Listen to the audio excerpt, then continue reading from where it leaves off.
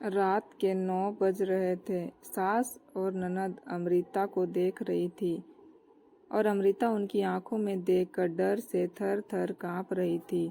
उसकी सास चिल्लाकर बोली, तुम्हारी हिम्मत कैसे हुई? मेरे ही घर में ऐसे कुछ करने की? 4 दिन भी नहीं हुए मेरे घर में आकर तुम्हें, और खुद को मालकिन समझने लगी क्या? आने दो मेरे बेटे को। तुम्हारे हाथ पैर तोड़ने के लिए नहीं कहा तो मेरा नाम भी सुनेना नहीं। आज क्या हुआ क्या पता। सास जितनी निर्दयी थी उतना ही निर्दयी अपने बेटे को भी कर दिया था। हर एक नई दुल्हन अपने पति के घर आने के लिए राह देखती है, पर अमृता वह तो उसके पति की राह भी कभी नहीं देखती थी, क्योंकि वह अपने पति से बहुत डरती थी। मन ही मन में भगवान का जाप जप रही थी कि उसका पति आज घर पर आए ही नहीं, पर जब तक उसका पति घर पर ना आए तब तक उसे उसके सास खाना खाने नहीं देगी। इतनी निर्दयी उसकी सास ने रसोई घर को ताला लगा रखा था।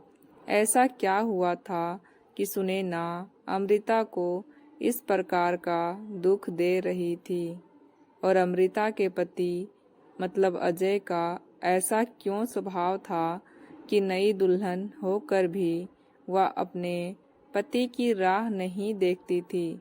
अमृता की शादी अजय से 5 महीने पहले हुई थी। अमृता के माँ बाप नहीं थे। 12वीं की पढ़ाई होते ही उसके चाचा चाची ने उसकी शादी करवा दी। अमृता की जिम्मेदारी से उसके चाचा चाची मुक्त हो गए।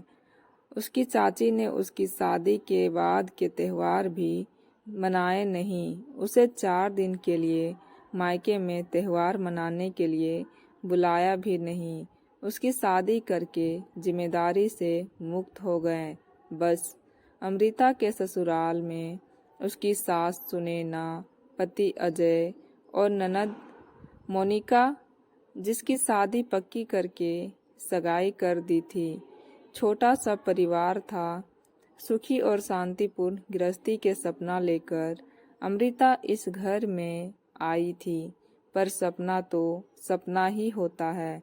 हर समय सपना सच होना कम मुमकिन होता है।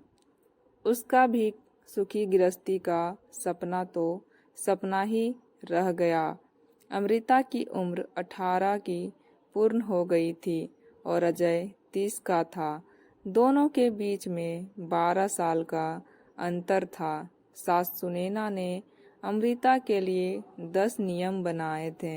सुबह 4 बजे उठकर पूरे घर की साफ सफाई करना, बाद में नहाकर भगवान की पूजा करने के बाद में रसोई में जाना, हमेशा सर पर पल्लू रहना, सबसे पहले खाना ना खाना, मतलब सबके खाने के बाद ही अमृता खा सकती थी। ऐसे और भी कितने नियम कायदे सुनैना ने अमृता के लिए बनाए थे। अमृता को यह नियम पालन करने ही पड़ते थे, पर अभी उम्र ही क्या थी उसकी। उस वक्त उसके हाथ से अगर भूल हो भी जाती तो उसका पति या उसकी सास या फिर उसकी ननद उसे सजा देते ही देते थे। उसे मारने की भी कोई कमी नहीं रखते थे। उससे 5 साल बड़ी ननद मोनिका उस पर हाथ उठाने के लिए आगे पीछे भी नहीं सोचती थी। शादी को 10-12 दिन हुए थे। हर रोज अजय 8 बजे तक आ जाता था, पर उस दिन 10 बज गए थे तब भी अजय आया नहीं था। अमृता को बहुत जोर की भूख लगी थी। उसने खुद के लिए थाली बनाई और रसोई में खाने के लिए बैठी। अभी पहला ही निवाला मुंह में डाल रही थी कि तभी उसकी सास ने देख लिया, पर उसकी सास बहुत चिल्लाई। वो अमृता से सहन नहीं हुआ। तभी अमृता बोली, वाह, अभी तक नहीं आए। मुझे बहुत भूख लगी थी, इसलिए खाने के लिए बैठी। सास कुछ बोलने वाली थी, तभी मोनिका आगे आई और अमृता को चाटा मार दिया। तुम्हारी हिम्मत कैसे हुई मेरी माँ के सामने बोलने की? तुम्हारे घर में तुम्हें खाना नहीं मिलता था क्या? मेरा भाई तुम्हारा पति है, उसकी राह नहीं देख सकती क्या? अरे, औरतें अपने पति के लिए क्या क्या नहीं करती है। उतने में सास बोली, रहने दे मोनिका, क्यों इसको संस्कार सिखा रही हो? माँ बाप तो रहे नहीं, और चाचा चाची ने ऐसी लड़की हमारे पल्ले बांध दी। रहने दे, तू चल बाहर, मैं ही रसोई में ताला लगा देती हूँ और उसे रसोई से बाहर धकेल कर ताला लगा देती हूँ। अमृता आंखों में आंसू लेकर बस देखते ही रह गई। 11:30 बजे अजय घर आया। तभी सुनैना और मोनिका ने मिर्च मसाला लगाकर अमृता के खिलाफ अजय को भड़काया। वह तो माँ का भक्त। इतना ही सुनकर उसने गुस्से में आकर अमृता को थप्पड़ मारा। उसे उस दिन खाना भी मिला नहीं। अभी अजय की ही बात ले लो। अमृता रसोई घर में खाना बनाकर सुनैना और मोनिका को खाना दे रही थी। दोनों हॉल में टीवी देखते देखते खाना खा रही थी और इधर अमृता एक एक गरम गरम रोटी उनको परोस रही थी।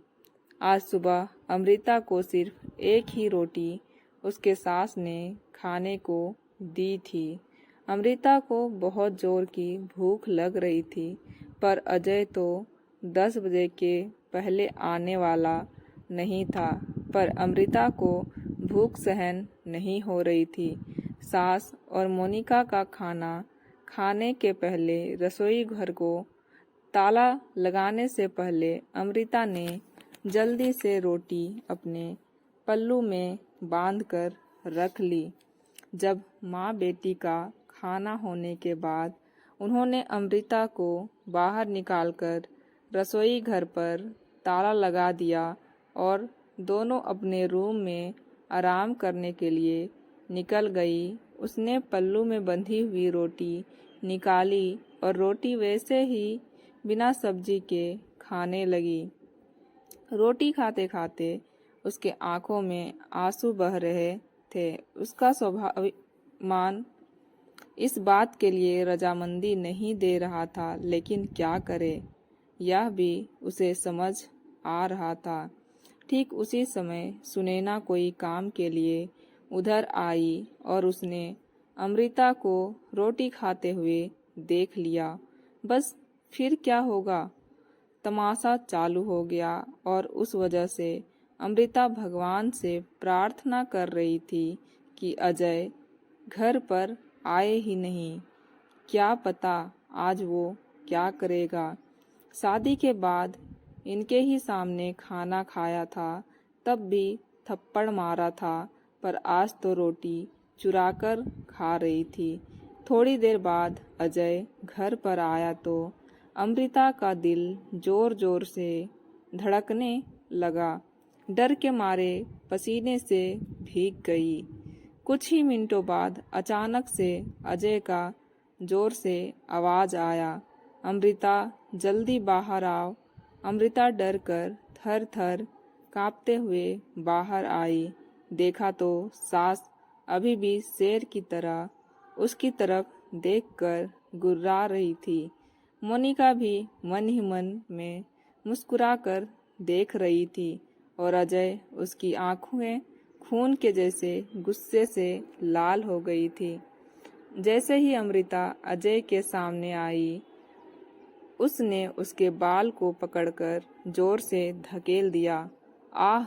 अमृता बहुत जोर से चिल्लाई, तेरी इतनी हिम्मत हुई कि तू अपने ही घर में चोरी करती है। रुक, तुझे तो मैं अभी दिखाता हूँ। बोलते बोलते अजय ने अपने कमर का बेल्ट निकाला और अमृता को मारने लगा। अमृता जोर जोर से रोते हुए, दर्द से चिल्लाते हुए उसकी माफ़ी मांग रही थी, पर उसके पति को और घर में रहने वाले 2 औरतों को उसकी दया नहीं आई। अमृता को सहन नहीं हो रहा था। तभी उसने अजय को धक्का दिया और घर के बाहर भागने लगी। तभी अरे पकड़ो उसे, बाहर कहाँ चली?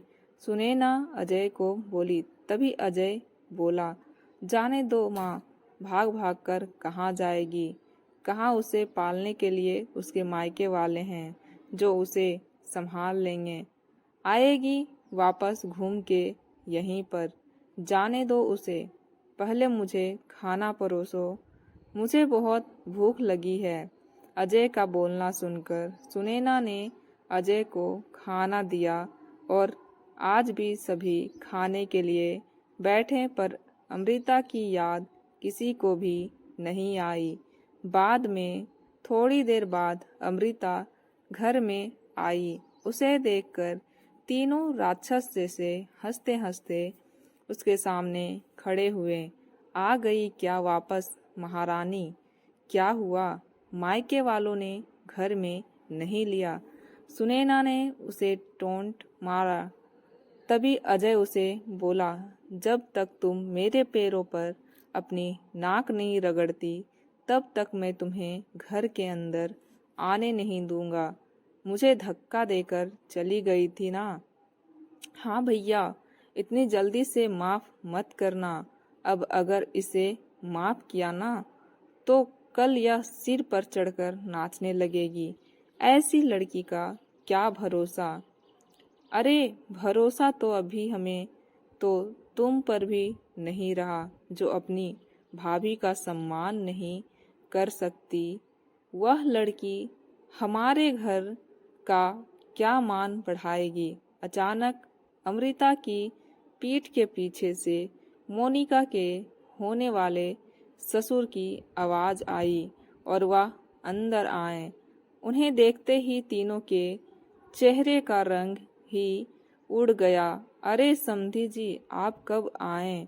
सुनैना साड़ी ठीक करके माथे पर पल्लू लेकर बोलने लगी। उसी वक्त आया जिस वक्त आपकी बहू रास्ते में डरकर इधर से उधर भाग रही थी। अच्छा हुआ अभी से ही तुम्हारा असली चेहरा हमें दिख गया। मैं आता नहीं तो हमारे घर की बर्बादी हो गई होती। अगर ऐसी बहू हमारे घर आई होती तो मोनिका के होने वाले ससुर उसकी तरफ हाथ दिखाकर बोले, नहीं नहीं, आपको कोई गलतफहमी हो गई है पापा। आप अंदर तो आइए, मैं आपको सब समझाती हूँ। मोनिका ऐसे बोली तो उसके ससुर बोले, कौन से पापा? किसके पापा? माफ करो हमें, अब आपके साथ कोई भी रिश्ता नहीं करना, और जो आपको समझाना है ना वो बाहर खड़े पुलिस को बताना। अचानक पीठ के पीछे से पुलिस अंदर आई। पुलिस को देखकर उन तीनों की बोलती ही बंद हो गई। क्या बोले कुछ समझ नहीं आ रहा था। तभी सुनैना नर्म आवाज में अमृता को बोली, अरे बहू, छोटी बात पर कोई पुलिस को बुलाता है क्या? छोटी सी गलतफहमी हो गई है ना, और ऐसी छोटी बड़ी परीक्षा हर एक औरत को शादी के बाद देनी ही पड़ती है। और यह तो तुम्हारा ससुराल है ना, ससुराल वालों का मान रखना तो तुम्हारा कर्तव्य है बेटा। माफ कीजिए सासू जी, मुझे ऐसी परीक्षा देने का कोई शौक नहीं है। मैंने शादी थप्पड़ खाने के लिए नहीं की थी। और यह ऐसा कैसा ससुराल जहाँ मुझे रोटी भी चुरा कर खानी पड़ती थी। आपने मुझे कमज़ोर समझा था क्या? मेरा मायका नहीं है, पर मैं कमज़ोर नहीं हूँ। अभी यही संस्कार अपने बच्चों को जेल में देना। अंत में पुलिस ने उन तीनों को पकड़कर जेल के अंदर डाला। मोनिका की ससुराल वालों ने शादी तोड़ दी और अमृता को एक स्वयं सेवक संस्था ने आगे जाने का मार्ग दिखाया। अमृता संस्था के साथ में काम करके लोगों को घर में होने वाली घरेलू हिंसा के बारे में जागरूकता फैलाने लगी। उसने अभी सही मायने में जिंदगी की नई शुरुआत की। दोस्तों, आज की कहानी कैसी लगी कमेंट में ज़रूर बताएं। कहानी अच्छी लगी हो तो लाइक कमेंट शेयर ज़रूर करें। चैनल पर नए हो तो चैनल को सब्सक्राइब करें। धन्यवाद।